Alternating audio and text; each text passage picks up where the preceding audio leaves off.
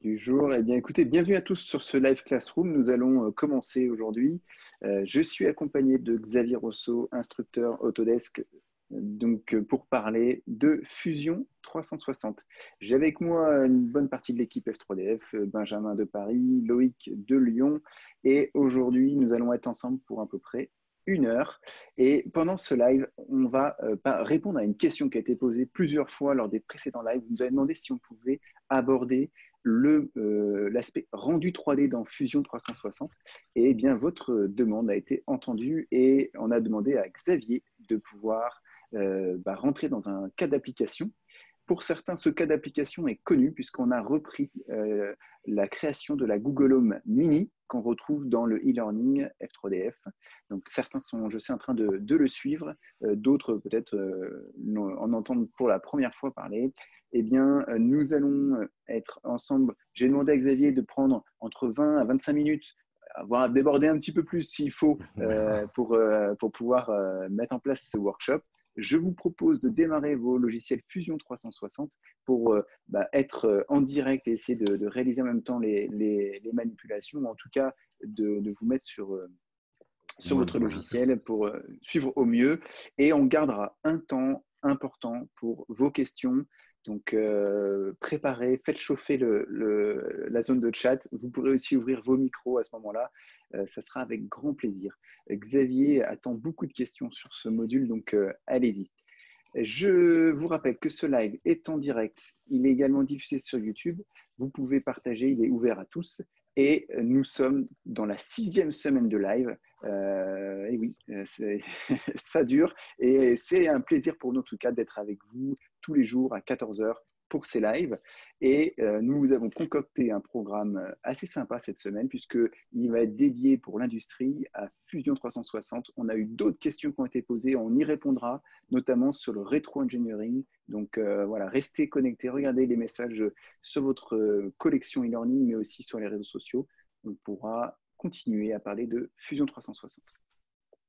Xavier, je te propose de reprendre la parole pour rappeler qui tu es, Xavier. Xavier, tu es un modeleur 3D. Ça fait, je ne dis pas les années parce que ça ne nous rajeunit pas, depuis combien de temps tu travailles sur la 3D. Tu es certifié sur 3ds Max, tu travailles sur beaucoup de solutions logicielles et tu as adopté Fusion 360 depuis déjà quelques années. Et tu as passé tous les échelons de certification chez Autodesk pour pouvoir exceller dans ton domaine. Et je te propose sans plus tarder, d'attaquer sur le rendu 3D avec Fusion 360. Merci Florian. Alors déjà, je vais partager mon écran. Comme ça sera plus pratique. Alors aujourd'hui, le rendu sur Fusion 360. Qu'est-ce qu'il a comme particularité?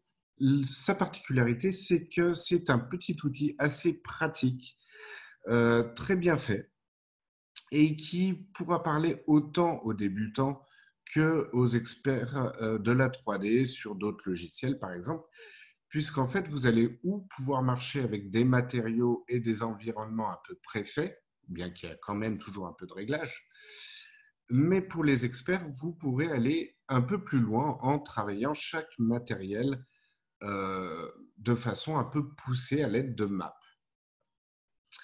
Alors, avant de commencer complètement, je vais juste parler de 2-3 notions. Là, je viens de parler par exemple de map. Qu'est-ce qu'on appelle une map? C'est qu'un matériel, il est fait de plusieurs réglages qui vont être sa couleur diffuse, son relief, sa transparence, comment les lumières impactent. Et pour régler ces éléments, où on met des valeurs par couleur, par exemple, où on peut mettre ce qu'on appelle des maps, c'est-à-dire des images qui vont ou lui donner de la couleur ou des intensités. Par exemple, on va parler de 2 choses dans les maps, je veux dire, c'est les normal maps et les 8 maps. Les normal maps, c'est ce que vous voyez ici en violet chromique, on va dire. Il donne des informations pour le relief et pour ce qu'on appelle le displace sur l'orientation en fait de votre volume. Si je prends un élément comme celui-ci, en fait, Chaque couleur représente l'orientation de ce qu'on appelle une normale. Une normale, c'est un vecteur qui passe par une face et qui lui donne sa position et son orientation. Et donc ici, chaque couleur va lui donner une valeur différente d'orientation et d'élévation, ce qui va pouvoir, sur une surface complètement plate, créer un faux rendu de relief. Un peu comme vous voyez ici, le mur qui est plat, et si on augmente la normal map, on le voit bien en relief. Il y a une autre map qui est un peu assimilée sur la même chose, qui est les 8 maps. Les 8 maps, c'est ces maps en nuances de gris, souvent utilisées d'ailleurs pour des terrains, par exemple, mais qu'on peut utiliser aussi dans les reliefs et dans plein d'autres réglages, puisqu'en fait, le principe de ces 8 maps, c'est que les noirs refusent l'action pendant que le blanc l'accepte. Par exemple, si on prenait le bump, le noir, ce sont les creux et les blancs, ce sont, on va dire, les sommets. Puis, il y a les variations suivant les nuances de gris. Ces 8 maps, on peut les utiliser aussi dans les lumières, dans les transparences, un peu de la même façon, puisque dans les lumières, par exemple, tout ce qui est blanc va vraiment accepter une lumière pleine, pendant que les noirs vont avoir des lumières plus réduites, ce qui fait qu'on peut moduler les impacts de la lumière sur notre objet suivant notre texture. Alors, je fais une petite parenthèse à ce niveau-là. C'est pas toujours évident d'avoir les normal maps et les 8 maps qui vont bien. Pour cela, vous avez un petit outil sur Internet qui s'appelle Normal Map Online, où vous pouvez mettre dans la première case votre image en couleur et il va vous fournir les normal maps, les displacements, donc c'est ce qu'on a appelé les 8 maps, les ambient occlusions ou les spéculaires, quand je vous disais que les 8 maps servaient pour les impacts lumineux. Donc cet outil est très pratique lorsqu'on n'a qu'une image couleur. Donc voilà ce que c'est qu'une 8 map, une normal map ou une map, c'est donc des images qui vont composer notre matériel. Sous Fusion, comment ça se traduit? Eh bien, ça va se traduire sous la possibilité de création et de modification de matériaux, de la mise en place ensuite d'environnement et de lumière, la possibilité d'apposition de logos ou d'images rapides sur notre objet et enfin un rendu. Alors pour cela, je vous ai préparé ma Google Home ici présente avec une ou deux textures déjà posées. Pour une simple raison, c'est qu'on va en créer une et on va en modifier une. Alors pour commencer, on va modifier celle qui est déjà posée ici, qui est une image, qui est un matériel, excusez-moi, présent et que j'ai pris directement ici dans Apparence, dans les Xavier, dossiers. Oui. on voit pas le logiciel Fusion. Ah, il s'est passé. Alors je vais repartager. On va voir ça. Qu'est-ce qui s'est passé dans le partage? Si je fais ça, est-ce que vous le voyez? C'est mieux, impeccable. Ah, j'avais dû prendre que Internet, c'est pas grave. Voilà, donc vous voyez, j'ai pris donc sur le dessus de ma Google Home un tissu. Directement dans le bouton Apparence ici, vous allez faire apparaître cette fenêtre où vous pouvez trouver déjà des dossiers de matériaux préfaits. Alors, il y en a un certain nombre. Vous avez du tissu, du verre, du cuir et des vêtements, des liquides, des métaux, etc. Vous en avez vraiment beaucoup. Et par exemple, ici, j'ai dû aller dans Laser and Close, je pense. Hop, Close. Et j'ai pris, alors non, c'est dans Fabric que je l'ai pris. C'est Fabric Gray. Et je suis venu le poser sur mon objet en maintenant le clic gauche et en le glissant dessus. Alors, je vais déjà mettre un premier attention. Parce qu'en fait, si je fais ça, actuellement, il va me le mettre intégralement sur tout mon objet. Ici, tout en haut, vous avez appuyé tout qui dit Body Component ou Face. Donc, en fait, si vous êtes en Body Component, celui-ci étant un seul body, il me mettrait le fabrique sur l'intégralité. Pour éviter ça, je clique sur Face et je viens poser mon matériel là où je le souhaite, sur les faces qui m'intéressent.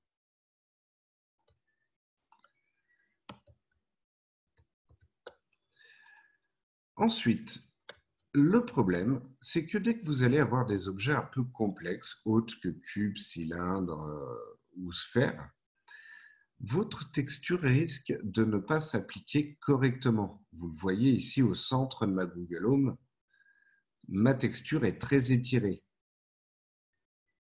Ceci est dû à ce qu'on appelle les UV maps.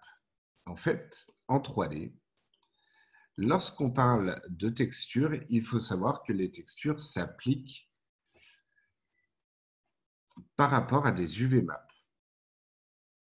Alors, est-ce que vous voyez bien mon écran avec les sphères et les cubes? Tout à fait. Tout à fait. Bon, c'est bon, ça a switché correctement. Alors là, vous avez un exemple d'UV map qu'on connaît par rapport à des posters ou quand on a été enfant, on a voulu faire des dés. Et en fait, pour faire un dé en carton, on découpait une forme de T comme ceci et on repliait comme sur la deuxième image. En fait, à l'époque, on faisait déjà du dépliage UV. On mettait une image à plat en volume. Par exemple, ici, juste au-dessus, au niveau de la Terre, vous avez le dépliage qu'il faudrait faire au niveau de notre modélisation pour avoir une application du matériel Terre correcte sur une sphère. Pourquoi je vous parle de ça? C'est que justement, dans mon cas, en fait, ce qui crée ces déformations, ce sont les UV maps. Et vous avez dans Fusion un moyen de les contrôler. Alors, ce n'est pas un moyen très complexe comme dans d'autres logiciels où on peut tout déplier, mais on peut quand même agir un minimum. C'est-à-dire qu'ici, je vais venir sur Texture Map Control, cliquer sur mon objet, et j'ai ici, dans ma boîte de dialogue, des propositions de projection. Par défaut, il est souvent en automatique, ce qui fait assez souvent un bon dépliage. Mais si on voit une déformation, il faut changer. Alors, si on a une texture qui n'est pas très détaillée, on peut très bien changer l'apparence d'affichage pour passer en ce qu'on appelle les UV Diagnostic Texture, qui nous fait comme la position d'un papier millimétré. Et ainsi, on voit les déformations qui s'effectuent ici en mon centre par rapport aux côtés. Une fois que j'ai ça, je peux venir sur les projections type pour changer le type de projection par rapport à des formes simples. Est-ce que mon objet se rapproche d'un plan, d'une boîte, d'une sphère ou d'un cylindre? Par exemple, ici, la Google Home, on ne va pas aller chercher midi à 14 heures. Sa forme se prête quand même plus à une sphère. Donc, je vais aller venir chercher ma sphère en type de projection. Je peux ensuite déplacer éventuellement, choisir l'axe pour voir lequel est le mieux en termes de dépliage. Vous voyez ici le premier axe que j'ai pris qui est le X, ça me fait quand même un dépliage globalement correct, un peu de partout. Alors vous n'aurez jamais des dépliages nickel, mais il faut se rapprocher. Alors il faut savoir que même quand vous avez pris un axe comme ici, pour rappel, j'ai cliqué sur la flèche et j'ai cliqué sur un de mes axes. Là, j'ai pris l'axe X. Vous pouvez en plus déplacer un peu l'UV pour qu'il soit plus harmonieux sur l'ensemble de votre objet. Par exemple, si je l'avais laissé en haut, j'aurais eu des déformations sur le côté. Donc, en le descendant, je réduis les déformations qu'il y a au niveau latéral. Si je reviens sur mon apparence, on peut voir que le tissu est beaucoup moins déformé qu'au préalable. Donc voilà, déjà le premier point, c'est ces contrôles de texture du VMAP qu'il faut faire si votre texture s'applique de façon déformée, étirée. Si vous avez fait toutes vos UV de texture correctement, alors par exemple sur cet objet, si je faisais sur mon support ici, on voit que j'ai pris un cylindrical. Alors on le voit moins avec la texture que j'avais créée qu'avec ici l'UV diagnostic texture, mais il y a une sorte de régularité que l'automatique et le box ne me donnaient pas. Le problème de l'automatique dans ce cas-là, en fait, c'est qu'il me crée des découpes dans ma texture et des orientations différentes. Alors, je vais essayer de vous le montrer ici. Mais en fait, si je mets ma texture, vous verriez que mes traits ici seraient horizontaux alors qu'ici seraient verticaux. Or, pour donner une impression 3D, moi, je voulais tous qui soient horizontaux. D'où le fait d'avoir choisi plutôt un cylindrical.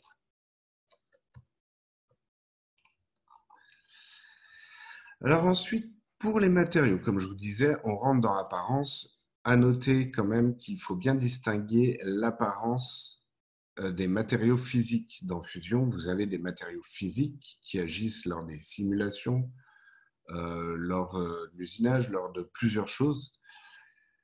Il faut complètement le différencier de l'apparence. On pourrait très bien donner à cet objet des propriétés physiques proches du métal, alors que son apparence nous montrerait que c'est du tissu. Ce sont deux choses complètement différentes. Ici, on est bien sur l'apparence. Et dans l'apparence, la première chose, c'est de venir voir donc, dans notre liste si on a des matériaux qui nous conviennent et au besoin les modifier. Alors, il faut savoir que dans votre liste ici, vous avez certains matériaux qui ont une petite flèche à droite. Ce ne sont pas des éléments payants. C'est juste qu'il faut cliquer dessus pour les télécharger. C'est juste une question d'allègement de fusion au moment du premier téléchargement. Donc, ils n'ont pas tout mis ensemble. Alors, par exemple, si je prends mon support et que je vais faire un réglage, un matériel un peu comme s'il avait été imprimé en 3D, noir. Qu'est-ce que j'irai prendre? D'abord, j'irai dans mes dossiers prendre du plastique. Dans le plastique, j'ai plusieurs plastiques proposés, opaque, PEEK, Real Cyan, nylon, acétal ou ABS. Personnellement, j'ai donc pris ABS et je viens le poser donc sur mon support.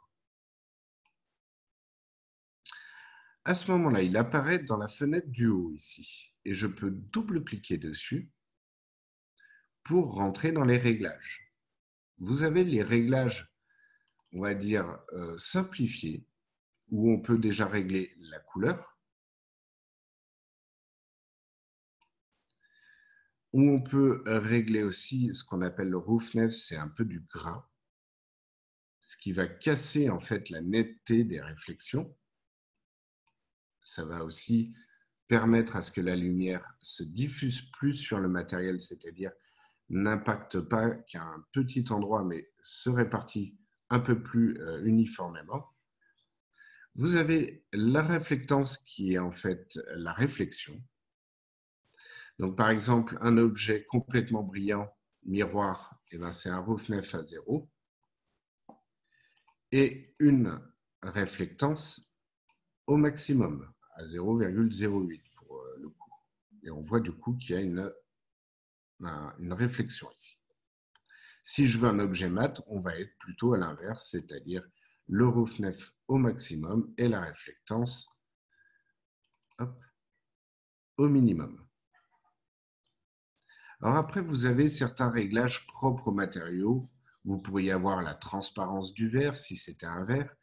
Ici, comme l'ABS a ce qu'on appelle de la translucence, Si, en anglais, de la translucence. Ah, c'est un peu dur à dire en français. Translucence en français, c'est-à-dire le fait qu'un matériel laisse passer de la lumière à travers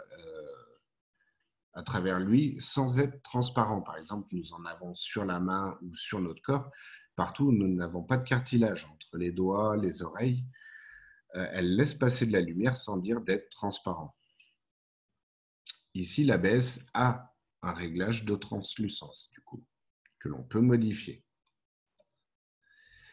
Donc déjà, juste avec la couleur et ces réglages-là, on peut arriver à certains niveaux de matériaux. Mais pour ceux qui veulent aller plus loin, on peut cliquer sur Advance pour régler les matériaux de façon assez poussée. Par exemple, je peux très bien changer la couleur en cliquant ici sur la petite flèche par une image. Alors pour le coup, pour le moment, je vais mettre une image qui est une normal map, hop, voilà, qui est une répétition de lignes blanches, violettes et chromatiques. À ce moment-là, j'ai la possibilité, pardon, excusez-moi, j'ai la possibilité de régler l'image en cliquant dessus seulement, pas en double-cliquant. Et dans l'image, je vais pouvoir régler la lumière de cette image. La lier aux transformations de l'objet. La déplacer éventuellement si elle n'est pas bien positionnée, c'est-à-dire que si je modifie ici l'offset en X, elle va se déplacer sur l'axe X, ici sur l'axe Y. Si je voulais avoir des lignes verticaux et pas horizontaux, je pourrais très bien aussi appliquer une rotation. Donc vous voyez que ça change directement dans l'image ici, mais sur votre objet. Donc là, je vais le laisser droit. Je peux aussi changer la taille, c'est-à-dire le nombre de fois où il va se répéter dû au fait qu'il est en mode répétition. D'ailleurs, ça, vous pouvez le voir juste en dessous. Si je change le taille pour none, vous voyez qu'il y a des zones qui restent noires, puisqu'en fait, l'image n'est pas répétée sur tout l'objet, mais que dans un espace. Du coup, il y a des zones qui ne sont pas impactées par cette image. C'est pour ça qu'on est très souvent en taille. Et vu qu'on est en taille, ce qui veut dire répétition, si on change la valeur, eh ben en fait, on va changer la taille directement ici. Par exemple, si mes traits étaient trop gros, ben je peux passer à 50 mm et j'aurai des traits de plus en plus petits.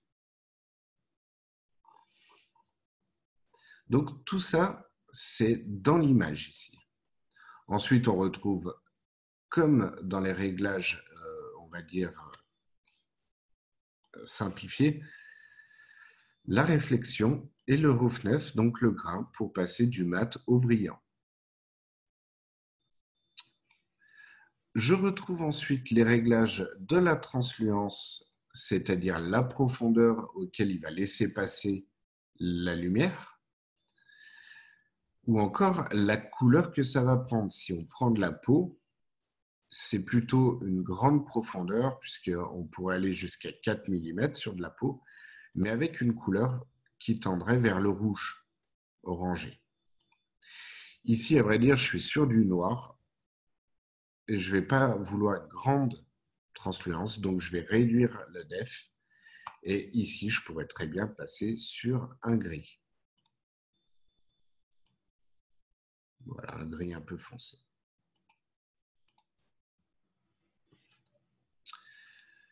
Alors moi, pour ce matériel, en fait, je vais revenir sur la couleur noire. Voilà.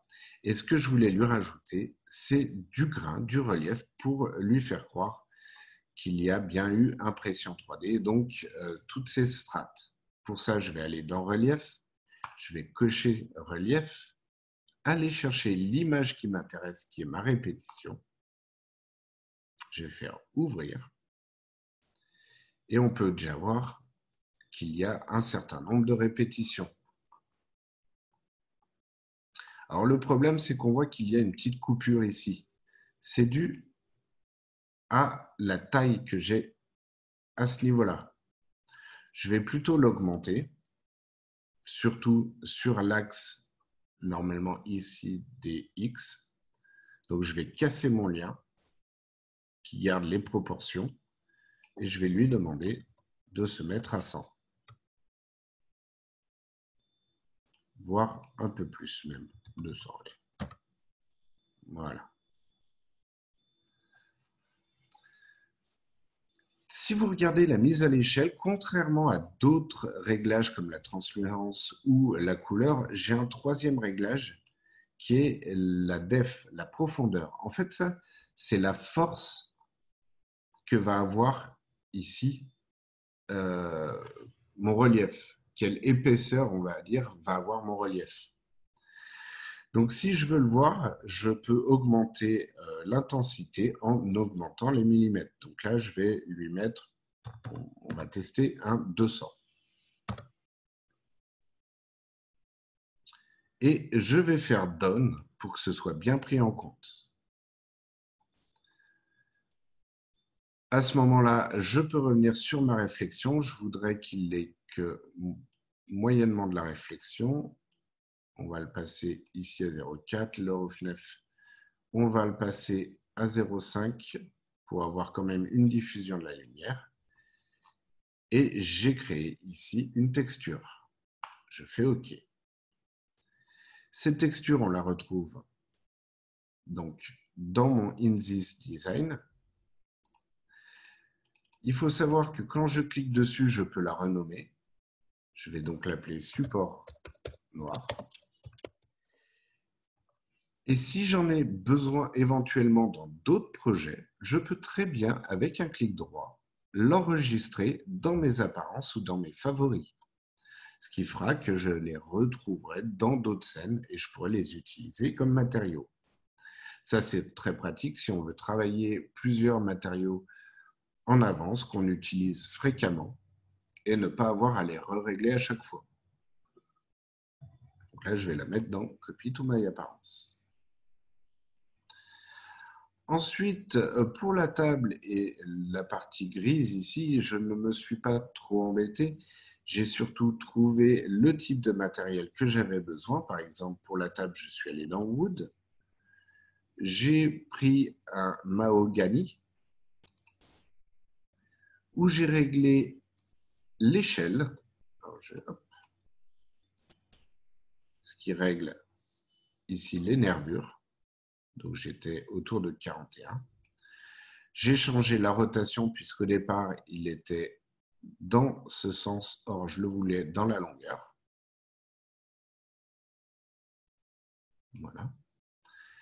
J'ai ensuite mis de la réflexion au maximum et augmenté un peu de grain de ROFNEF afin de casser les réflexions. Alors, en fait, sur ce bois, j'ai fait une chose de plus. Je suis rentré dans l'Advance. Ici, on retrouve d'ailleurs les maps de couleurs et de grains qui correspondent aux nervures de la couleur. Mais c'est surtout que je suis rentré dans le relief pour augmenter ici l'intensité du relief en augmentant le depth.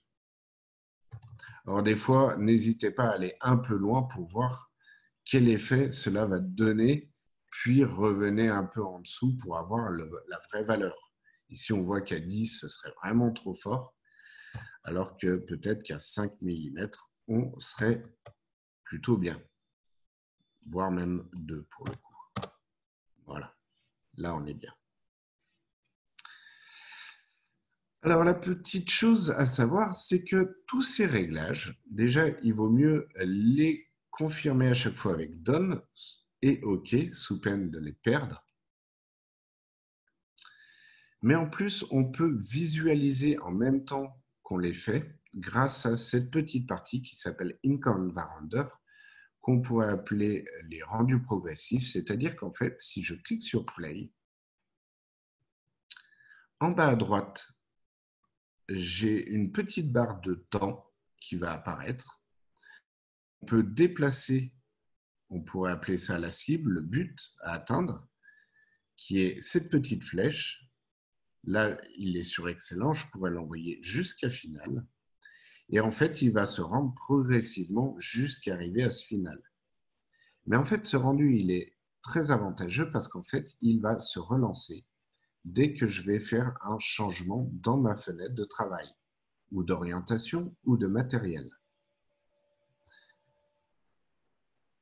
Par exemple, ici, j'ai réglé les matériaux. Maintenant, il faudrait que je règle les lumières et l'environnement. Tout ceci se passe dans le Scene Setting. Alors, dans le Scene Setting, vous avez d'abord les réglages de lumière et d'environnement, puis de sol, et enfin de caméra. Alors, avant de s'attaquer vraiment à ces réglages, il faut savoir que votre lumière est gérée par un environnement, par ce qu'on appelle des HDRI la plupart du temps. Ce sont donc des grosses images en points HDRI dans lesquelles il y a beaucoup d'informations de luminosité.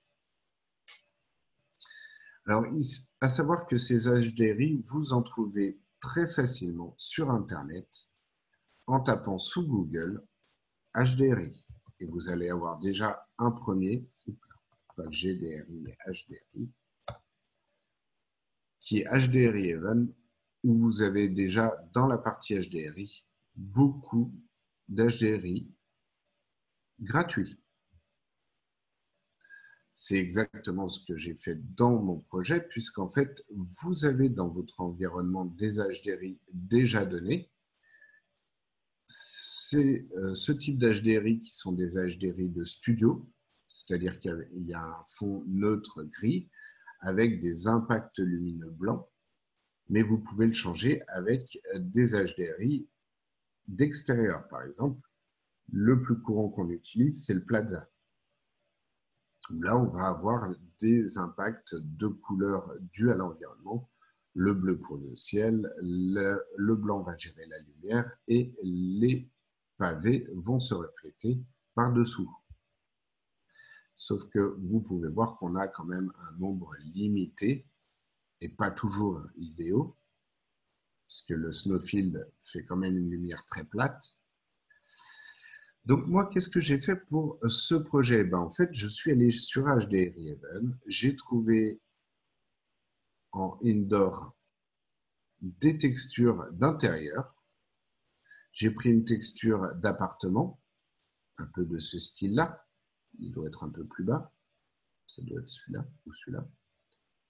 D'ailleurs, c'est celui-ci que j'ai pris. Je l'ai téléchargé. Alors, il faut savoir que plus votre résolution sera grande, moins vous verrez de pixels, plus votre image sera nette. Donc, évitez les 1K, c'est pas assez gros. Les 2K, c'est un peu limité. Moi, je préfère partir sur du K ou 8K pour les textures d'environnement. Attention, que d'environnement, pas les textures de matériel. Donc, j'ai pris une 8K et en venant ici dans Attache Custom Environnement, j'ai cliqué sur le dossier pour aller chercher dans mon ordinateur mon HDRI que l'on retrouve ici. Ensuite, si vous voulez la mettre dans votre scène, vous avez juste à glisser dans votre scène et elle sera prise en compte. Une fois que vous avez mis la bonne HDRI, en fait, vous allez revenir dans Settings pour faire varier l'intensité de la lumière. Et vous voyez que mon rendu se relance à chaque fois. Alors, je vais le couper pour le moment, ça fait quand même plus travailler l'ordinateur. Donc, on a d'abord le réglage de la lumière. Attention, cette intensité est directement due à l'intensité de votre image. Donc, elle sera complètement différente suivant l'environnement que vous choisissez. Vous avez aussi dans Background la possibilité de choisir le Solid Color ou l'environnement, c'est-à-dire l'image que vous avez prise en environnement. Alors, en termes généraux, ce n'est pas totalement synchronisé. Il vaut mieux cocher les éléments ici de Flatten Ground pour que le tout bouge en même temps. Parce qu'en fait, dès que vous activez le Flatten Ground, cet objet est attaché un minimum au sol. Alors, une fois que vous avez pris l'environnement, il faut savoir que vous allez pouvoir rentrer dans position pour régler deux choses. C'est la rotation, l'orientation de votre environnement et aussi, du coup, les impacts lumineux. Parce que si vous regardez, mes ombres changent au niveau de mon sol, puisque les sources de lumière changent aussi. Ça, c'est une source de lumière. Donc forcément, si elle est comme ça, je vais avoir une ombre qui va partir un peu vers la droite. Vous avez aussi la taille du sol. Oh, pardon, ce n'est pas le bon réglage que je prends. Il est là. Voilà. Vous voyez, là, je peux agrandir ou réduire. Hop. La taille, en fait, c'est surtout la position du sol. Alors, c'est la taille et la position, puisqu'en fait, vous avez le ground scale qui va réduire en fait sa taille, et vous avez, je vais remonter un peu, les flèches ici qui vont le positionner par rapport à votre objet. Vous voyez, mon objet, il est un tout petit ici. Là, j'ai mis le sol quasiment au-dessus de mon objet. Sauf que ça a des tendances à déformer votre image, puisqu'en fait, votre environnement, elle s'est appliquée sur un cylindre, on va dire, autour. Puis après, il y a une transition jusqu'à votre sol.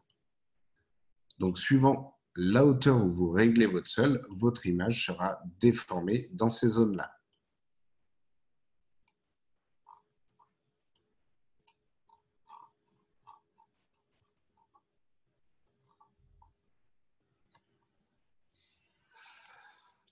Donc voilà, dans position, on règle donc l'orientation et la taille et la position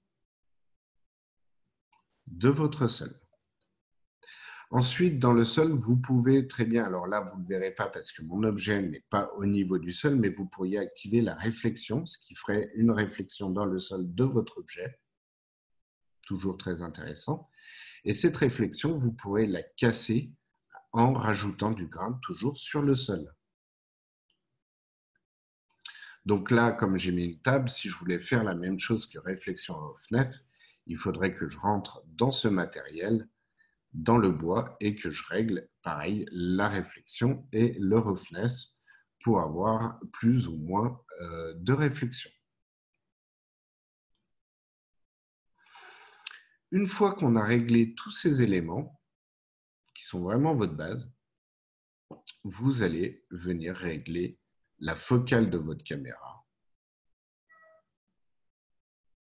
Alors, je préconise entre 35 et 90 sous Fusion. C'est légèrement différent que sous d'autres logiciels. Sous d'autres logiciels, on sera plutôt entre 25 et 75, 25 pour les plans larges et 75 pour les plans rapprochés. Ici, dans Fusion, c'est plutôt donc 35 pour les plans larges et 90 pour les plans rapprochés. N'allez pas trop au-dessus, autrement vous aplatissez vos perspectives, vous voulez insister un peu trop. Ensuite, vous pouvez faire varier un peu la luminosité globale de votre scène. C'est surtout réduire un peu ou augmenter l'exposition suivant si vous avez des impacts lumineux brûlés. Par exemple, si ici vous avez un blanc trop intense sur les parties blanches, et bien vous allez régler l'exposition pour légèrement baisser la lumière globale. Donc, les exposures, c'est pour éviter les parties de votre image brûlées. Parce que vous pourriez avoir une très belle lumière sur tout le tour, mais un objet blanc où la luminosité est trop forte. Donc, une fois que vous avez réglé la focal length, votre exposition, alors l'exposition, un dernier point, c'est qu'on a tendance à prendre en termes de valeur entre 15 et 10 sur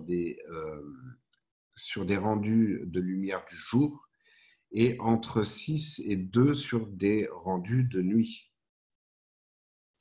Ça vous donne surtout un ordre d'idée de quelle valeur vous allez par rapport à votre rendu.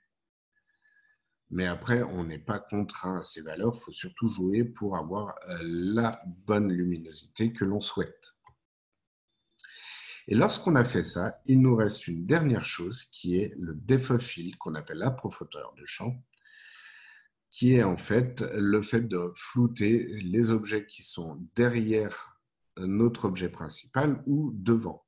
C'est exactement l'effet de nos yeux lorsqu'on regarde un objet. Plus loin derrière, c'est flou, devant, c'est flou, l'objet est net. Et bien pour faire ça, en fait, on coche Depth of Field, on clique sur Center of Focus et on vient cliquer sur un élément de notre objet. Par exemple, vous voyez actuellement, il est réglé sur la fiche arrière, ce qui veut dire que c'est lui la zone neutre et derrière, ce sera flou et devant, ce sera flou. Donc ici, ce ne serait pas l'idéal parce qu'en fait, et mon câble et les deux bras devant seraient un peu flous. Donc je vais, avec le Center Focus, cliquer sur le pied de devant pour rendre cette zone-là neutre. Donc à peu près tout ce qu'il y a sur le même plan. Alors bien sûr, le bras derrière ne va pas être tout de suite flou. Il y a une zone quand même où c'est un peu net et un peu flou. Attention de régler aussi l'intensité, puisque par défaut, il risque de vous mettre un blur de 1, ce qui est beaucoup, beaucoup trop puissant dans la plupart des cas. Par exemple, ici, si je vais au-delà de 0,2, 0,25, ça va être très, très flou derrière. Ça va commencer à être bien flou. Lorsqu'on a réglé tout ça, close. Si on a besoin, on peut rajouter aussi un décalcomanie, on pourrait dire, parce que c'est la traduction la plus proche. Ici, vous avez le bouton décale qui va vous permettre d'aller chercher dans votre ordinateur ou dans un autre projet. Donc, dans un autre projet ici, dans votre ordinateur, Insert from my computer, vous pourrez mettre n'importe quelle image. Alors, je vais vous montrer avec, comme je le dis, n'importe quelle image. Je vais prendre une image dessin. Et à ce moment-là, je peux cliquer sur une surface. Cette image passe par-dessus la texture.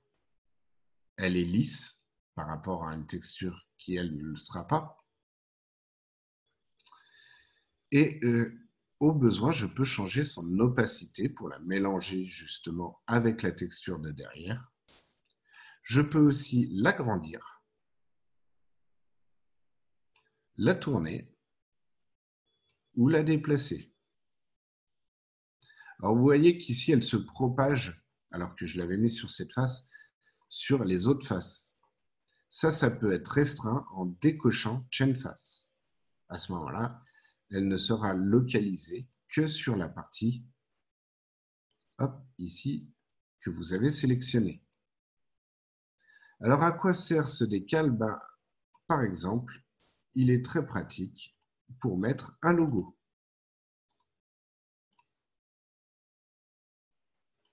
Donc, par exemple, ici, le logo de F3DF que je peux agrandir, tourner et positionner.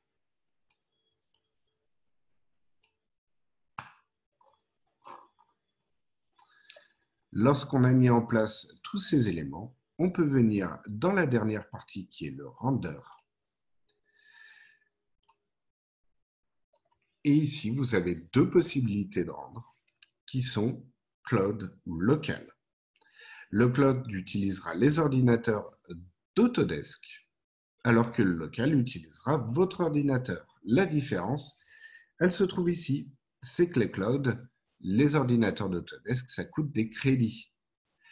Alors là, il me coûte un crédit pour cette image en taille 1920 par 733. Mais si je passe par exemple, alors, soit en prenant des presets qui sont ici, soit en rentrant dans l'image size, je peux choisir un autre format. Je vais prendre du 1080p, c'est-à-dire 1920 par 1080.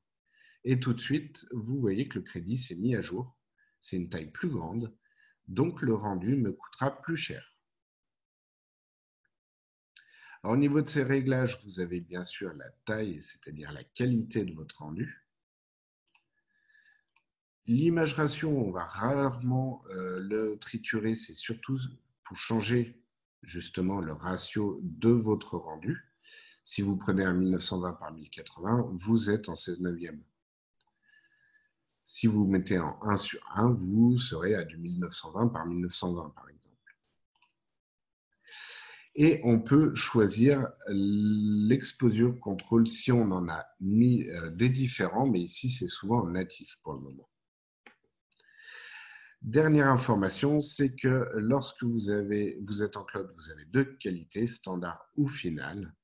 Mais lorsque vous cliquez en local renderer, vous avez deux autres réglages qui apparaissent, qui est le file format et l'advanced setting. Alors le file format, parce qu'en fait, vous allez tout de suite enregistrer sur votre ordinateur.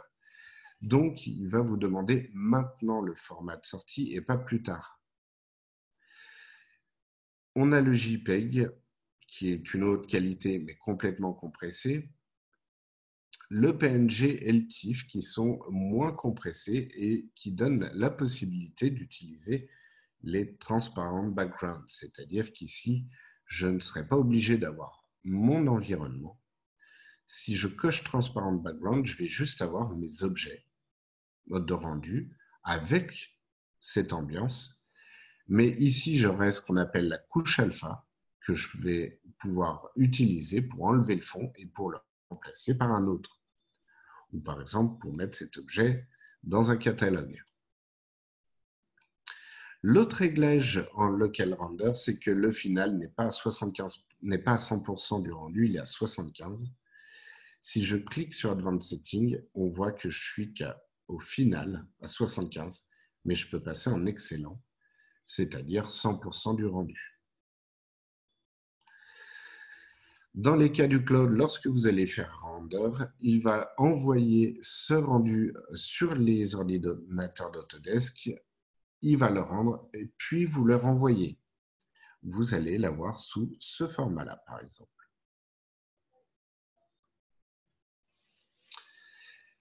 Et il y a un dernier avantage à rendre sur le cloud quand même, c'est que vous avez accès à ces réglages qui sont le turntable, qui me donne la possibilité après un rendu de re-rendre une vidéo 360 en fait de notre objet par 6 frames ou 36 frames. Donc 6 frames, ce sera assez saccadé, c'est 6 positions autour de notre objet, pendant que 36 frames, c'est donc 36 images, ce sera très fluide. Par contre, le prix est conséquent. Et là, apparemment, ça atteint une limite que je ne peux pas dépasser. Donc, attention toujours au crédit. Il y a une deuxième possibilité en rendu cloud, c'est le post-processing que l'on fait souvent sous, par exemple, des logiciels comme Photoshop, mais qu'ici, vous avez directement, en pouvant régler l'exposition, si elle ne vous convient pas, et de façon un peu plus précise que précédemment. Vous pouvez changer aussi la saturation des couleurs, la correction des couleurs. Oula. Je suis allé trop loin dans la saturation. On va revenir quand même un peu. Voilà. Donc là, je corrige en fait la chaleur de mon image en utilisant ce qu'on appelle les Kelvin. Donc plus vous êtes bas, plus vous aurez une image froide. Plus vous êtes haut, plus vous aurez une image chaude. Donc chaude, c'est rouge. Froid, c'est bleu. Alors, si je peux me permettre, Xavier, je crois que c'est l'inverse. 6500 Kelvin, c'est une lumière bleue, et 3200, c'est une lumière plutôt jaune. Ça dépend en fait les logiciels. Et sur Fusion, c'est plutôt Ils ont l'inverse. inversé. D'accord. Pardonne-moi de cette intervention. Non, mais ça, je t'avouerai que tu risques de le retrouver dans d'autres logiciels où c'est inversé bizarrement. Je ne saurais pas dire pourquoi ils s'amusent à inverser l'échelle des Kelvin alors que c'est une échelle normalement stricte, puisqu'elle permet par exemple de donner les chaleurs des planètes quand ils les observent à l'aide des gros télescopes. Et un dernier réglage, et ce sera fini après pour tout ça, qui s'appelle le Bloom, qui est un rendu que l'on connaît souvent sous Véret, qui permet de rajouter comme des auréoles en fait. Voilà, là je vais couper le Bloom. Vous voyez la lumière ici, elle est très précise au niveau de la fenêtre. Si j'augmente le Bloom, il va rajouter comme une humidité, un brouillard dans la scène. Et ça va créer une sorte d'amélioration de la lumière, de féerie de la lumière, on va dire. Alors, n'allez pas trop haut. Hein. Ici, par exemple, sur mon rendu à 0,304, ça suffit largement. Mais ça, c'est un rendu, par exemple, dans Véret. Si vous ne le mettez pas, les gens vous disent bah, c'est pas un rendu Véret. En fait, c'est juste qu'on n'a pas activé le bloom qui fait toute la différence en rendant, en faisant des effets de lumière, justement, sur les zones lumineuses ou les réflexions. Lorsque vous avez utilisé le processing et que vous faites apply, il va vous créer un deuxième rendu par rapport au premier. Il ne vous détruit pas celui que vous avez fait, il en rajoute un. Et ainsi, vous pouvez observer après coup tous vos rendus et voir lequel vous préférez. Voilà pour le tour du rendu. Ah, si, une dernière chose, lorsque vous avez fait un rendu en cloud, vous pouvez le télécharger à partir ici de la flèche téléchargement avec les différents formats que l'on connaît, plus le format EXR qui est un format non compressé de très haute qualité. Et vous pouvez activer ou non l'alpha, c'est-à-dire le background transparent. Voilà pour la féerie des lumières. Oui. Il n'est pas beau ce mot? Merci beaucoup Xavier pour ce cas pratique. Du coup, je vous invite à préparer vos questions.